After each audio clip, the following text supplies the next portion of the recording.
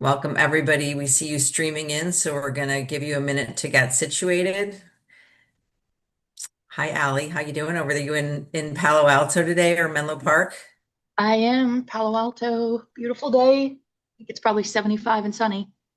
Nice.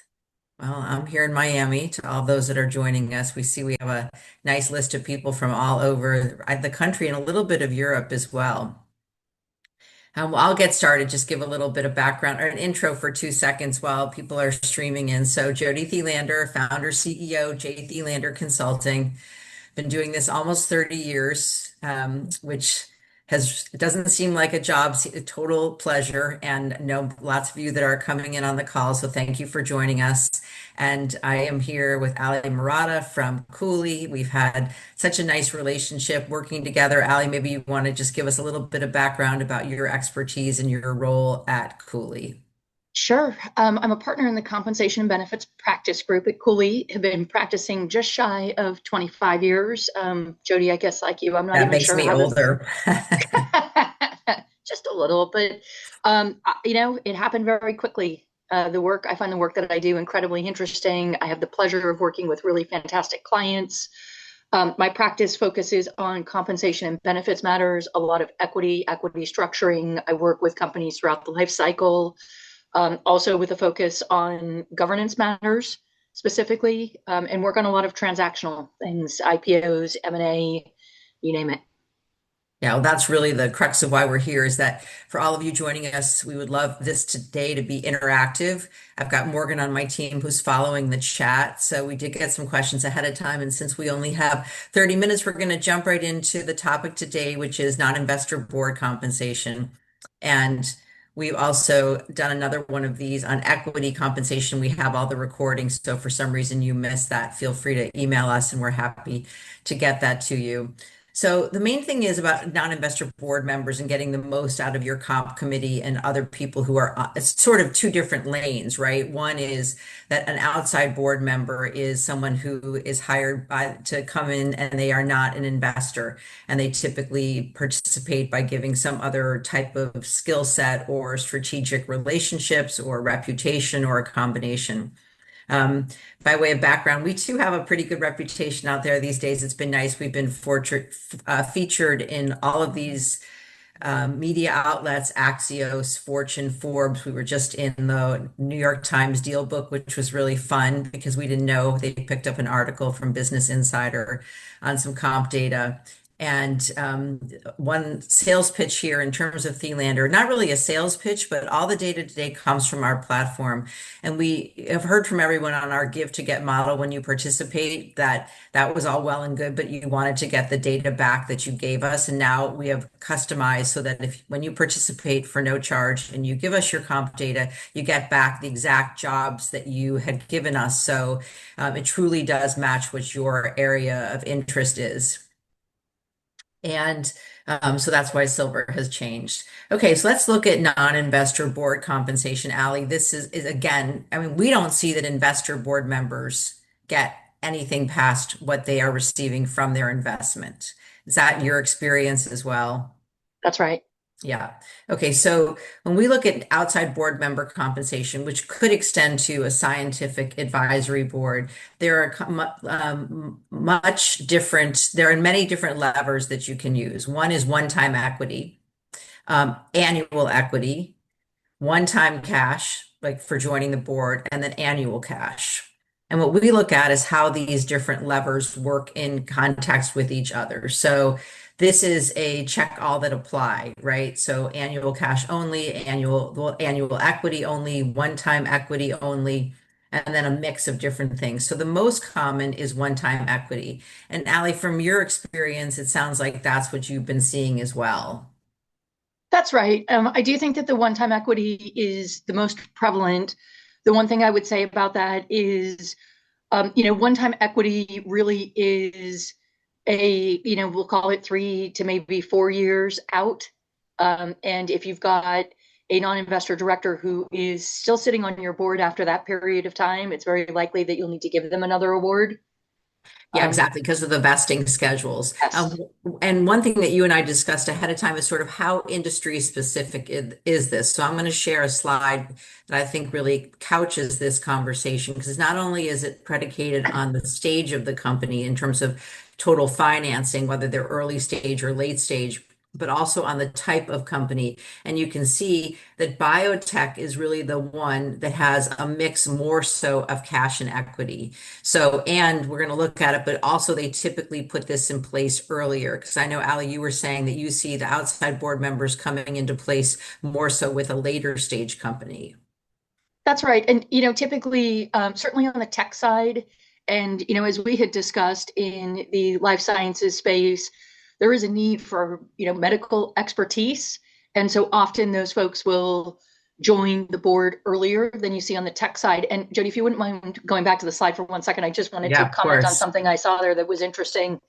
Um, on the far right, we'll wait till it gets up here. The annual cash, annual equity, and one-time equity, the lowest on this page. That Right. is, of course, the most prevalent. And by most prevalent, I mean pretty much every public company out there. That's where they're at.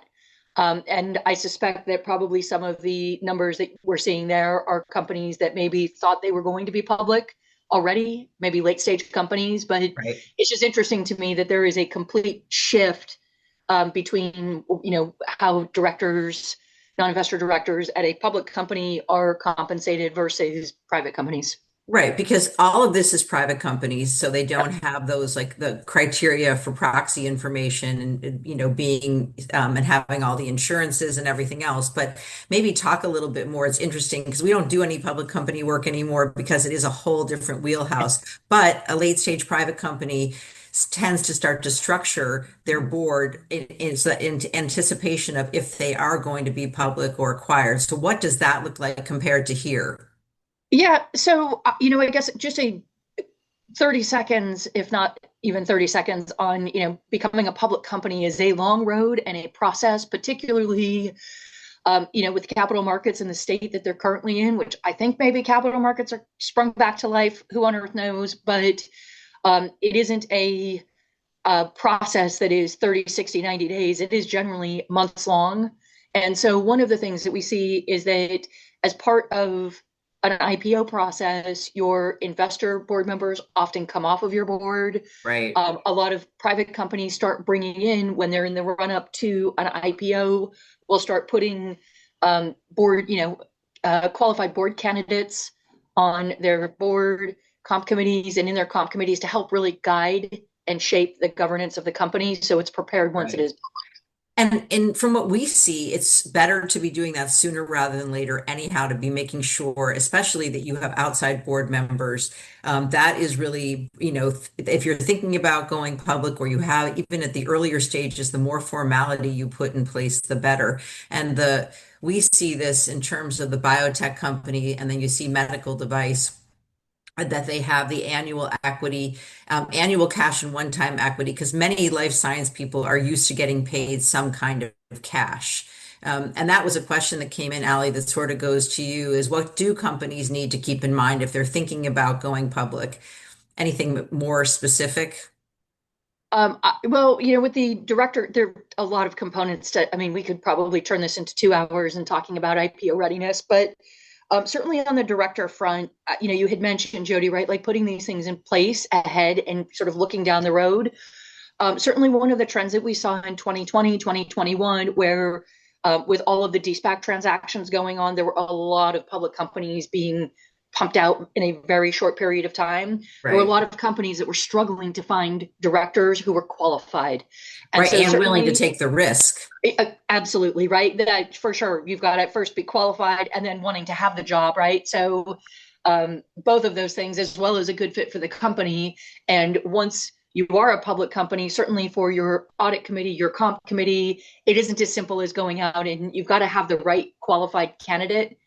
And there are restrictions on how many boards people can serve on, all of those things. So it is a Right. So much more choose involved wisely. process. So if you're looking Yes. at having someone, yeah, I'm going to show a slide here, which I think is really helpful from our data. And this is what levers do you use by total financing, right? So again and again and again and again, series of financing is not all series are created equal. Somebody's series A could be somebody's series B. So the best way to be looking at this is by the total amount of financing. So here's the less than 15 million. This is the color coding. 15 to 49.9, 50 to 89.9, and 90 million plus. And so here is the mix where you can see, I mean, very common, obviously, for tech companies. That's the commodity is that it's just equity. But now that it's taking so much longer for companies to have a liquidity, that's where the annual cash and one-time equity or the annual cash and annual equity is on the rise. And the amount of equity given, we're going to get into that too. But the vesting schedule is very interesting, right? Because do you see that companies adjust their vesting schedules depending on how long they want somebody to be on their board as an outside board member? Typically, it is for an initial grant, 4 years. Sometimes it's 5 years, but typically 4 years.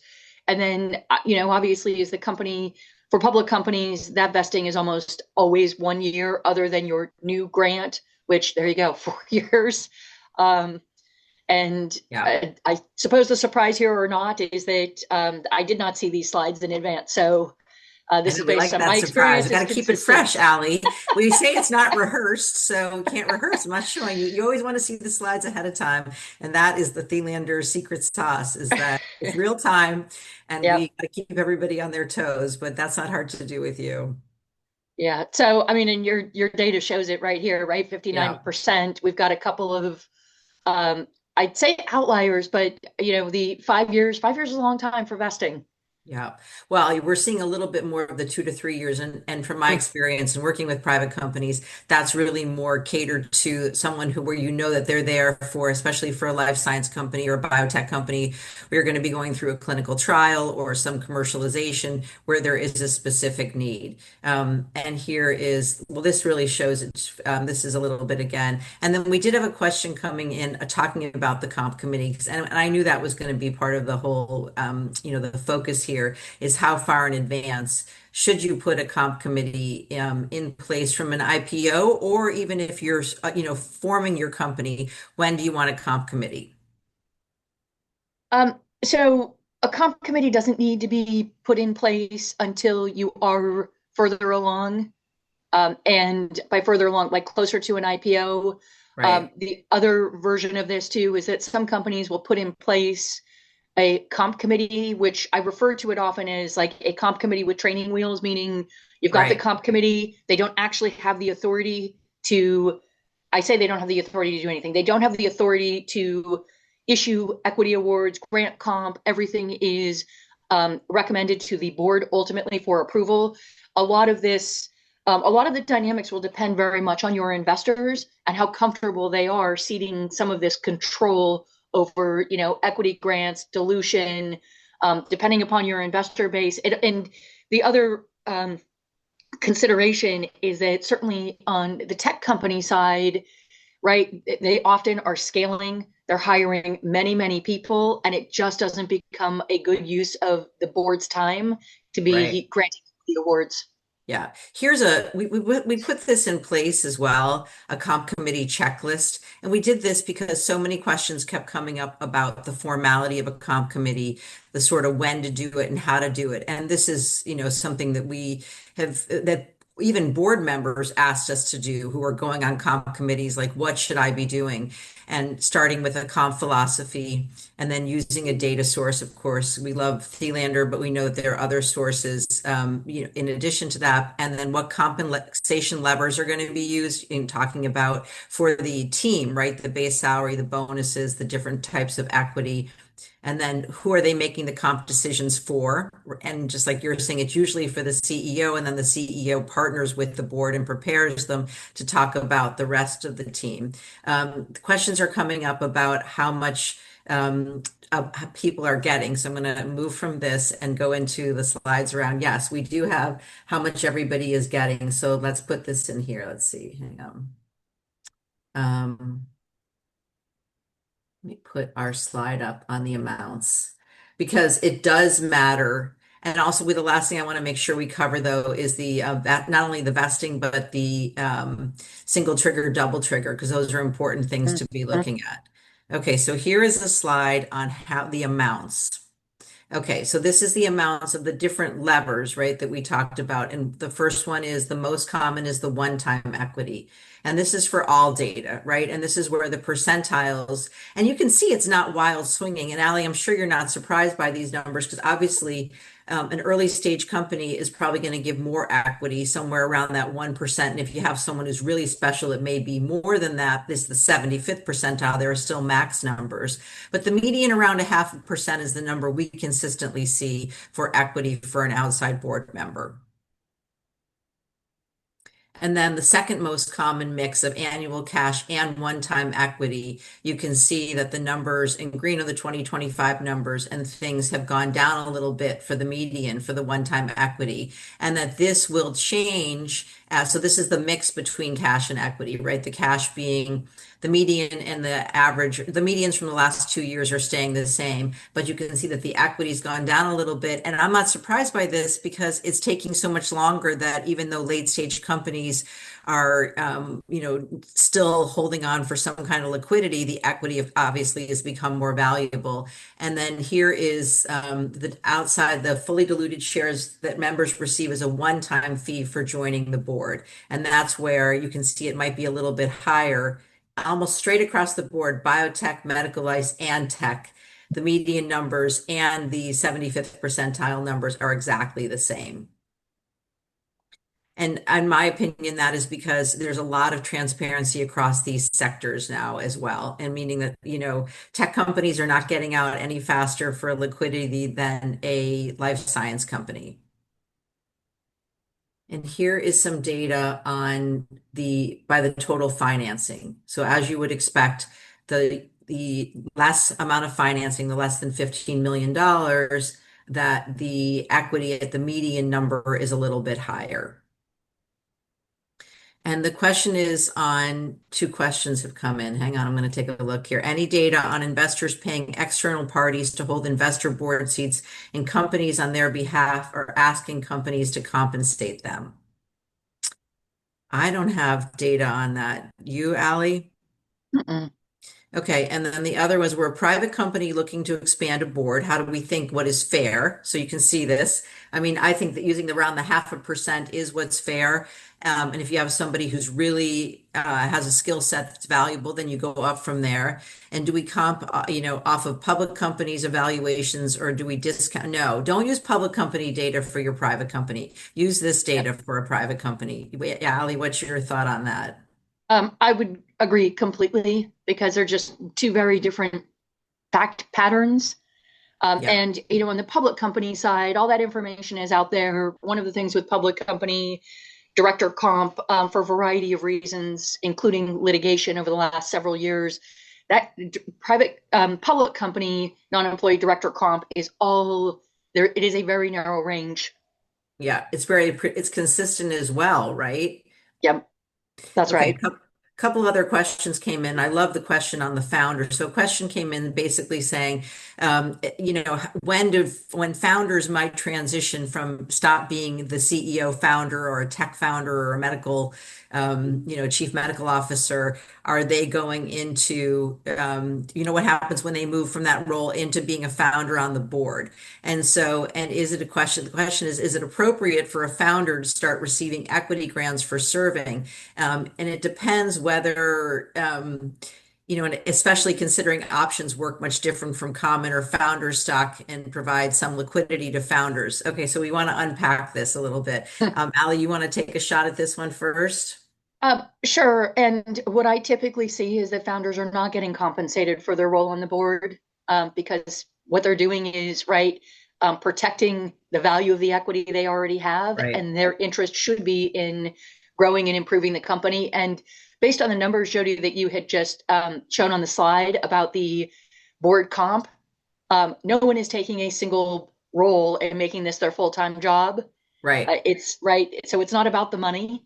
And Right. for the founder, typically there isn't anything extra on top of it. Yeah, and we see that as well. I've got a couple good questions coming in. I want to make sure we get to this. For the Okay. founder component as well, we don't see the founder getting additional equity for being sort of an outside board member because this really just goes to the whole comp philosophy and structure that you really, as a founder, need to make sure your total percentage of ownership, whether it's a combination of your original founder shares and additional equity you got past your founder shares for the role that you're in, or it's just simply your founder shares.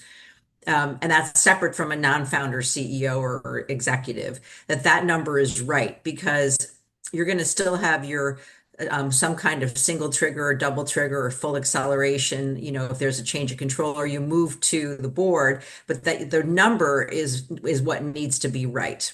And you don't get more for moving to the board for moving to the board. And the other question, so let's look at the acceleration. The other question that came in about chairman of the board, we do have that data, but that's where we need you to participate. Morgan's going to put the link in again. I mean, we wanted to cover as much as we could here, but if you participate, then we will get you the chairman of the board comp. But you can imagine it's a little bit higher than what the regular outside board member is.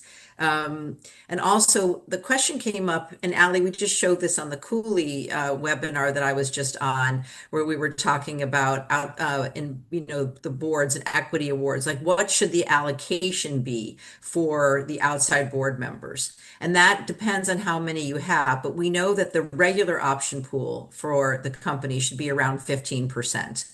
And obviously, the more money going in, the founders' equity allocation is going lower and the investors is going higher. But we typically see the amount for outside board members in that somewhere that 1 to 3%, and it really depends on how many people you have. I'm sure that makes sense to you as well. Okay, so the other question is, what does the data show on comp, the stock and cash for advisory board, advisory board roles different than director roles? We don't see any difference between the advisory board members and the outside directors. Like it's really one in the same, and it really depends on how valuable the person is to your company, where you would use those percentiles. We even show the minimums, the 25th, 50th, and 75th percentile and max numbers. I'm going to move into the acceleration so we cover this as well. So this is, do the outside board members have accelerated vesting of equity awards in connection with the change of control? Ali, how much do you see this on a public company? 100%. Right. So that's what I would think, is that the no is for the younger companies and the yes is for Yeah. the companies that are later stage and more sophisticated. But everyone's going to end up with this, right? And then this is the what is the acceleration 100%? And I would assume that's the same on the public company side. Yes, that's right. Yeah. And then is the acceleration the single trigger or double trigger? And it looks like overwhelmingly that it's a single trigger, meaning that there has to be a change of controls enough to trigger the acceleration. How does that fare with a public company? Public company is 100% typically. And part of that is that if the company is public, getting acquired by another company, it would be highly, highly unusual for, I've had situations, for example, a merger of equals, where some of your directors may continue. But Right. even in that context, Too many typically, people. yeah, it's too many people. And also, you want the equity to accelerate. So that is not a factor in connection with the transaction. Right. Right. I'm going to show this slide just because we have it, and I think it's great that we do because we ask these questions, and I'm proud of that. So here is the gender, right, of the outside board members, male versus female. So non-investor and chair, and then also here is the ethnicity. So probably no surprises here. But it's good to know that we have this data to track. I just think it's interesting to see. And then here is I have a couple of other data slides, which I'll show on the compensation by the total. Let's see, I've got some data here on the one time. I like this slide. I want to make sure we talk about this for a second because I think on public companies, do you see people getting much for joining the board, or is it always meaning it's being vested? So typically it's broken into two. There'll be a I say new hire, but like a one-time award plus an annual award. Those annual grants are typically, not always, but most often, I'd say probably 95% of the time made at the annual meeting. Right. The sort of sign-on grant will typically vest over 3 to 4 years. Right. So this is where again we're seeing the same Yeah. numbers, and I know we talked about this. I think that's sort of the takeaway as we wind up here. That 0.5 to 1% is about right across all industries, right? And then here is the one-time fee for joining the board. If they're getting equity at the earlier stage of financing, they typically get a little bit more. And then the vesting schedule is always the 4 years, almost consistently across all industries, right? Tech that is was a little can be 3 years or the 2 years, and that would be because people might be on the board for a lot shorter period of time. I think overall that what we're seeing here is you got to plan for it. The sooner you put in formality around the outside board members, the better. And the sooner you put in a comp committee, even in terms of just even if you are not putting a separate committee, but you have people that are more focused on the compensation, the better off you are because those decisions are really important. And it's obviously incumbent. We always talk about that it's better for the CEO to plan ahead of time and really understand. It's sort of like the full circle of why we're on the call. You need great data. And you also have to have counsel because it's tricky, right? Because it's not just what the percentage, but it's also what kind of equity and how that's being granted, right? Whether it's restricted stock or options or it's an outright grant. That's right. And one other thing to note that I think is important just to keep in mind is that for your investor directors, it is not unheard of for investor directors to continue with the company even once the company is public.